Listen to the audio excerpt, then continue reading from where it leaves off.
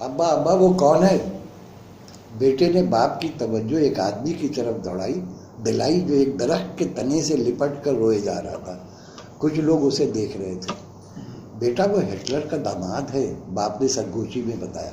नहीं अब्बा, बेटा मचलने लगा। ये कैसे हो सकता है? हिटलर की बेटी तो मैं हूँ, मेरा तो कोई शौहर ही नहीं। अब एक शौहर था, तेरी पैदाइश से 4 साल पहले मर गया था, बाप ने बताया। फिर तो मैं बेवा हुई ना? हाँ, तू बेवा, तेरा बाप बेवा, तेरा पूरा खानदान बेवा। बस अब बकवास बनकर अब मुझे सोचने दे। तुम क्या सोच रहे हो अब्बा? मैं ये सोच रहा हूँ कि सिकंदर आजम ने मुगल आजम देखी थी या नहीं देखी थी? देखी थी अब्बा। तुझे कैसे मालूम? अब्बा तुमको याद होगा कि जब उसे दफनाया गया तो उसके दोनों हाथ कब्र से बाहर थे। एक हाथ की मुट्ठी में सिनेमा हॉल का टिकट दबा हुआ था, वो मुगल आजम का था। बेटा तू कब से इतना अक्लमंद हो गया? बाप ने प्यार से पूछा। जब से मेरा शौहर मरा है मैं बहुत समझदार हो गया हूँ। इसका मतलब ये है कि समझदार होने के लिए शौहर की मौत ज़रूरी है? बाप ने सोचते हुए गर्दन हिलाई। हाँ अब्बा, लगता तो ऐसा ही है। चल कहीं बैठकर इसी मसले पे सोचते हैं। मैं तो पिछले 15 साल से इसी जगह खड़े खड़े थक गया हूँ। दोनों बाप बेटे एक दूसरे का हाथ थामे एक तरफ चल दिए। दरख्त से लिपट लिपट कर रोने वाला अब दरख्त से बातें कर रहा था। अरे मैंने तो मजाक में कहा था कि खिचड़ी में नमक ज़्यादा हो गया है। आइंदा जब करेले बनाया करो तो उसमें नीम के पत्ते भी डाल दिया करो। तुमने मेरी बात का बुरा मान लिया और दरख्त बनकर खड़ी हो गई। ऐसा ना करो, वापस आ जाओ, मैं तुम्हें पोलैंड का वजीर आजम बना दूंगा। प्लीज़ वापस आ जाओ, वरना मैं 4 बाल्टी पानी पीकर मर जाऊंगा। ये एक बहुत बड़ा पागल खाना था। दर्जनों के हिसाब से पागलों को रखा गया था। बहुत सी बैरक्स बनी हुई थी, कुछ बैरक्स में औरतें भी थी, ज़्यादातर मर्द थे। इस पागल खाने में मरीजों के लिए डॉक्टरों का बहुत माकूल इंतज़ाम था। हर हफ्ते कई डॉक्टर्स आते और पागलों का मुआयना करके अपनी रिपोर्ट्स मुरतब किया करते। कभी कभी डॉक्टर्स के साथ तालिब इल्म लड़के और लड़कियां भी पागलों की स्टडी के लिए आया करते। उनके लिए यहाँ का माहौल बहुत दिलचस्प और अनोखा था। शहर के बहुत से मुखय्यर हजरात मिलकर इस पागल खाने के अखराजात पूरे करते थे। उन्हें बेहतरीन और साफ़ सुथरे खाने दिए जाते, उनके कमरों की सफाई होती, उजले बिस्तर, उजले कपड़े, गर्ज उनको सब कुछ हासिल था। दोनों बाप बेटे एक जगह आकर ज़मीन पर बैठ गए। बाप ने अपनी आंखें बंद कर ली थी। अब्बा अब ये क्या कर रहे हो? आंखें क्यों बंद कर ली? अबे सोच रहा हूँ। आंखें खोलकर सोचो अब्बा। तुम आंखें बंद कर लेते हो तो ऐसा लगता है जैसे तुम्हारा इंतकाल हो गया हो। अभी जब आंखें खोल लेता हूँ तो तेरी मनुष्य सूरत दिखाई देने लगती है, बाप ने कहा। इसीलिए मुझे आंखें बंद करके सोचने दे। अब्बा जब तुम सोचते हो ना तो बिल्कुल अफलातून की तरह दिखाई देते हो। अब ये भी बता दे कि अफलातून कौन है? बाप ने पूछा। ये लो अब्बा, तुमको इतना ही नहीं मालूम? वो सामने जो दीवार देख रहे हो ना? हाँ देख रहा हूँ। तो तेरा अफलातून उस दीवार के पीछे रहता है। नहीं अब्बा, इसी दीवार का नाम अफलातून है। अच्छा अच्छा, बाप ने अपनी गर्दन हिला दी। उसी वक्त एक आदमी उन दोनों के करीब आकर बैठ गया। उसकी आंखें सुर्ख हो रही थी, उसके बाल बड़े हुए थे। बाहर चलना है? बाहर कहाँ? शुतुरमुर्ग के अंडे लेने। अच्छा, बाप उसकी तरफ मुतवज्जा हो गया। कहाँ मिलते हैं ये अंडे? कपड़ों की दुकान पर। कपड़ों की दुकान? ये क्या होता है? तुमको ये भी नहीं मालूम? नहीं। दोनों बाप बेटे ने गर्दनें हिला दी। फिर तो तुम दोनों ने मगरमच्छ भी नहीं देखा होगा? नहीं तो बिल्कुल नहीं देखा। तो फिर चलो मेरे साथ, मैं तुमको बाहर की हर चीज़ दिखा दूंगा। लेकिन हम कैसे जाएं? यहाँ से तो कोई जाने ही नहीं देगा। मैंने एक रास्ता ढूंढ लिया है, उसने बताया। वो जो सामने दीवार देख रहे हो ना? हाँ देख रहा हूँ। हम तीनों मिलकर उस दीवार को उल्टा कर देंगे, फिर उसकी जड़ से रास्ता निकल आएगा। अब्बा ये तरकीब तुम्हारे जहन में क्यों नहीं आई? बेटे ने शफ़क़ा किया। वरना हम कब के बाहर चले जाते। चलो कोई बात नहीं, माफ़ कर दो अब्बा को। हर आदमी मेरी तरह अक्लमंद तो नहीं होता ना। तो फिर कब बाहर चलना है? रात के वक्त। रात के वक्त सूरज की रोशनी भी होती है, इसलिए सब नज़र भी आ जाएगा। ठीक है, तो फिर रात के वक्त तैयार रहेंगे। दोनों उठकर चले गए। वो आदमी उठकर चला गया। दोनों बाप बेटे इस ख्याल से खुश हो रहे थे कि अब उन्हें बाहर जाने का मौका मिलेगा। अब्बा तुमने बाहर की दुनिया देखी भी है? हाँ हाँ, 5 बार देखी है। बताओ ना, बाहर क्या होता है?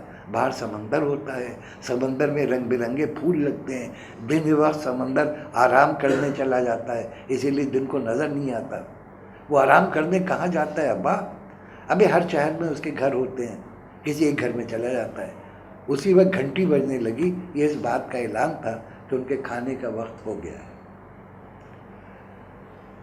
दोनों बाप बेटा उस हाल की तरफ चल पड़े जहाँ खाने का इंतज़ाम किया जाता था। दोनों को इस बात की खुशी हो रही थी कि रात होती वहाँ से निकल जाएंगे। रात के खाने के बाद दोनों अपनी बैरक से बाहर आ गए। बैरक के बाहर किसी किस्म की चौकीदारी नहीं होती थी और न ही चारदीवारी के पास किसी पहरे का इंतज़ाम होता था। दोपहर में मिलने वाला आदमी बैरक के बाहर ही खड़ा था। वो उस वक्त बहुत पुरजोश और खुश दिखाई दे रहा था। अरे मैंने तो अकेली ही दीवार उल्टी कर दी। क्यों, तुमने अकेले क्यों की?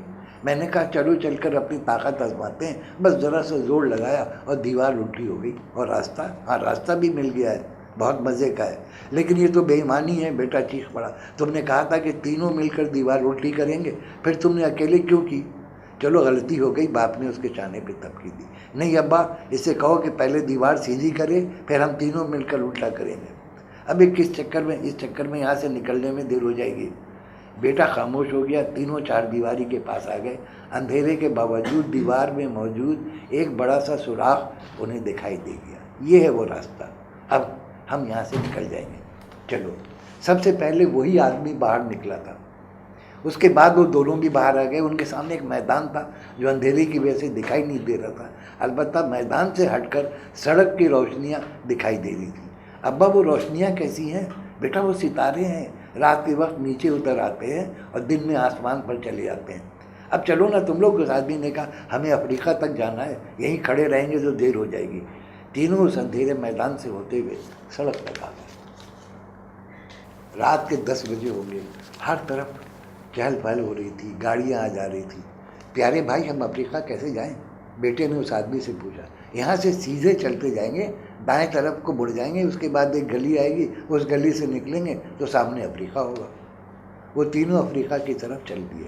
अभी कुछ ही दूर चले थे कि पुलिस की एक मोबाइल उनके पास आ गई। उनमें से 2 पुलिस वाले उतर कर उनके सामने आए। कौन हो तुम लोग? हम पागल हैं, उस आदमी ने बताया। हमने दीवार उल्टी करके रास्ता बनाया था, फिर वहाँ से बाहर आए हैं। वाह, दीवार भी उल्टी कर दी? दूसरा पुलिस वाला हंस पड़ा। और दीवार कूद कर कहाँ जा रहे हो? हम तो अफ्रीका जा रहे हैं। बेटे ने कहा बस यहाँ से सीधे जाएंगे, वहाँ से सीधे आके गली में मुड़ जाएंगे, सामने अफ्रीका आ जाएगा। अब वो दोनों हंस रहे थे। अच्छा अफ्रीका जाकर क्या करोगे? एक दिन दिलचस्पी ली। वहाँ के बादशाह बनेंगे। पहले 3 महीने तक ये बादशाह रहेगा। उसने उस आदमी की तरफ इशारा किया। उसके बाद 3 महीने तक मैं बादशाह बनूंगा। उसके बाद ये मेरा बेटा बादशाह बनेगा। ओह, तुम दोनों बाप बेटे हो? हाँ, इस साल मैं इसका बाप हूँ, पिछले साल ये मेरा बाप था और अगले साल मैं इन दोनों का बाप बन जाऊँगा। उस आदमी ने कहा। अबे किन चक्रों में पड़ गया? एक पुलिस वाले ने दूसरे से कहा। ये तीनों वाकई पागल मालूम होते हैं, इनसे कुछ नहीं मिलने वाला, खामोखा टाइम बर्बाद हो रहा है। दोनों पुलिस वाले मोबाइल में बैठ गए, मोबाइल में रवाना हो गए। अब्बा लगता है ये दोनों पागल थे। हाँ बेटा, मुझे भी ऐसे ही लगता है, पागल ऐसे ही होते हैं। चलो ना, देर हो गई तो अफ्रीका कहीं चला जाएगा। प्यारे भाई अफ्रीका जाता कहाँ है? बेटे ने दरियाफ्त किया। वो कभी कभी यूरोप की तरफ जाता है, फिर 3-4 महीनों में वापसी होती है। ओहो, तो फिर हमें जल्दी करना चाहिए। वो तीनों तेज़ रफ्तारी से आगे बढ़ गए। शहर की दुकानों में रश हो रहा था। लोग होटल के आगे बैठे गपशप कर रहे थे। अब भाई इनको देखो ना, कितने आराम से बैठे हैं, जैसे उनका कोई काम ही नहीं है। चारों तरफ गंदगी फैली हुई है, उसके बावजूद बैठे हैं। सब चाय भी पी रहे हैं, चंद एक मजाक कर रहे हैं। इसलिए अब भाई ये हमारी तरह के इंसान नहीं है, ये तो पागल मालूम होते हैं। बेटे की बात सुनकर बाप और वो आदमी खौफजदा हो गए। हाँ, ये हमारे तरह के नहीं है, ये पागल हैं। चलो जल्दी से आगे बढ़ो, वरना ये आपको मारने लगेंगे। पागल है ना, पागलों का कोई भरोसा नहीं होता। बहुत दूर तक चलने के बाद बेटे ने उस आदमी से पूछा, भाई तुम्हारा नाम क्या है? आदमी उसने जवाब दिया। और तुम्हारा? बेटा। और ये मेरा बाप है, इसका नाम है अब्बा। चलो ठीक है, मैं आदमी, तुम बेटा और ये अब्बा। अच्छा ये बताओ वो अफ्रीका कब आएगा? हम कितनी देर से चल रहे हैं? फिक्र मत करो, उसका तो बाप भी आ जाएगा। अब वो जिस इलाके से गुजर रहे थे वो निस्बतन वीरान था। सड़क के दोनों किनारों पर बड़े बड़े मकानात थे जिनमें रोशनियाँ हो रही थी, लेकिन बाहर कोई दिखाई नहीं दे रहा था। अचानक एक बाइक उनके पास आकर रुक गई। इस पर 2 आदमी बैठे थे। दोनों बाइक से उतर आए, दोनों के हाथ में पिस्टल थे। वही जल्दी मोबाइल निकालो, जल्दी करो, हमारे पास टाइम नहीं है। लेकिन हमारे पास मोबाइल कहाँ है? हम तो पागल हैं, पागलों के पास मोबाइल नहीं होते। पागल बना रहे हैं साले। दूसरे ने पहले से कहा, टपका दे किसी एक को, हमारा कोटा भी पूरा हो जाएगा। ठीक है, पहले ने हुनकारी दी। चल इनसे तफरी लेकर टपका देते हैं।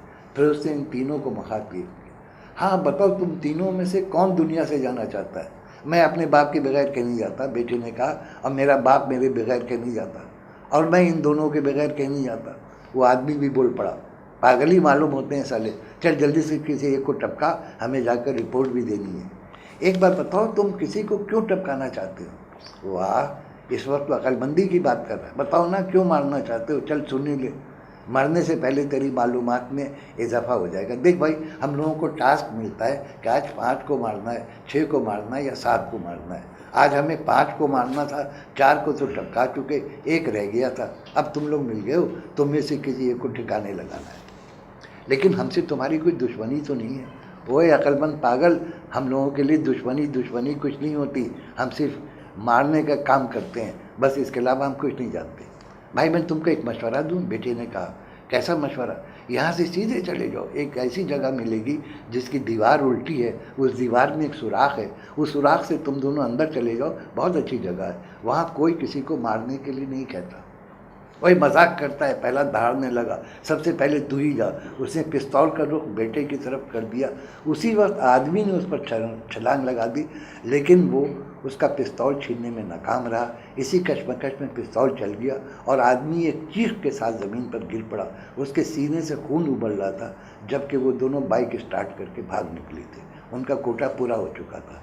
दोनों बाप बेटा आदमी की लाश के पास खड़े रह गए। अब्बा, इसके सीने से लाल लाल खून की तरह क्या निकल रहा है? बेटा ये खून ही है, और ये मर चुका है। खून मर चुका है? खून नहीं बेवकूफ़ आदमी, लेकिन इसको तो अफ्रीका जाना था। ये अफ्रीका गए बगैर कैसे मर गया? बेटा लगता है यही उसका अफ्रीका था। अब एक बात और भी है, वो क्या, देखो ना, जहाँ हम रहते थे वहाँ अगर किसी को चोट भी लगती और वो रोता चिल्लाता तो सब उसके पास पहुँच जाते थे। ये बात तो है, लेकिन अब्बा यहाँ तो कोई अपने घर से बाहर भी नहीं निकला।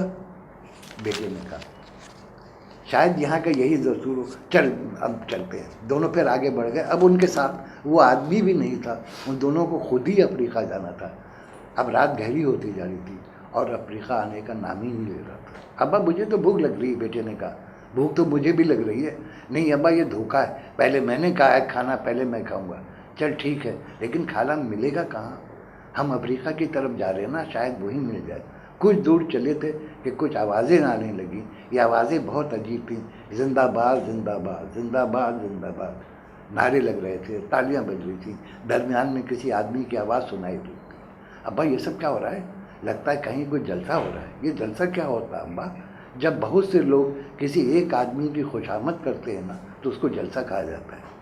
वहाँ तो खाना भी होता होगा, पता नहीं, चल चल कर देखते हैं। जैसे जैसे वो आगे बढ़ते गए, आवाज़ें वाज़ेह होती चली गईं। कुछ देर बाद एक बड़े से मैदान में खड़े थे। वहाँ बहुत से लोग थे। एक तरफ एक ऊंचा सा स्टेज भी बनाया गया था। कोई ऐलान कर रहा था, ख़वातीन हज़रात, आप लोगों के लिए खाने का बंदोबस्त भी है। दोनों खुश हो गए। अब भाई यहाँ तो खाना भी मिल रहा है। हाँ चल आगे चल, बहुत देख खाना लगाया जा रहा है। वो आगे बढ़े, उसके साथ ही भगदड़ शुरू हो गई।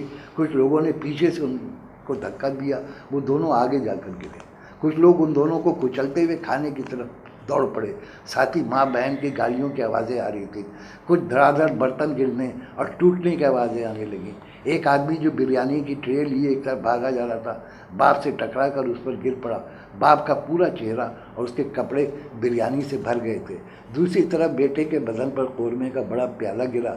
वो तकलीफ़ से चीखता हुआ लोटपोट हुआ जा रहा था। कुछ समझ में नहीं आ रहा था कि ये क्या हो रहा है, क्यों हो रहा है। एक अफरा तफरी मची हुई थी। अब्बा कहाँ हो तुम? मैं तुम्हारे पास ही हूँ, हाथ पकड़ ले बेटा। दोनों ने एक दूसरे का हाथ थाम लिया और लुढ़कते, लोगों की टांगों से टकराते, मिट्टी में लथपथ होते हुए इस मजमे और अफरा तफरी से बाहर निकल आए। दोनों का बहुत बुरा हाल हो रहा था। ज़रा सी देर में उनका कचूमन निकल गया। अब्बा ये सब क्या था? शायद बाहर की दुनिया में यही कुछ होता है। अब्बा अब हमें आगे नहीं जाना, यहाँ तो सब पागल है। हाँ बेटा, सब पागल है। चलो अब्बा वापस चलते हैं। वो रास्ता तो अभी तक होगा ना? हाँ रास्ता तो होगा, तो फिर चलो वापस। वहाँ तो ये सब नहीं होता है अब्बा, वहाँ तो हर एक को बहुत आराम से खाना मिल जाता है। हाँ, और वहाँ बगैर किसी दुश्मनी के कोई किसी को मारता भी नहीं है। चलो अब्बा वापस चलें, सुबह होने वाली है। बेटे ने आसमान की तरफ देखा। जहाँ पर हम रहते हैं ना, वहाँ की सुबह बहुत सुकून वाली होती है। दोनों वापस उसी तरफ चल दिए जहाँ वो दीवार था, वो दुनिया थी और वो ज़िंदगी थी जिसमें कोई अंदेशा नहीं था, कोई टारगेट के लिए नहीं थी, कोई छीना झपटी नहीं था, कोई तकरीरें नहीं थी और कोई सियासत नहीं चाहता।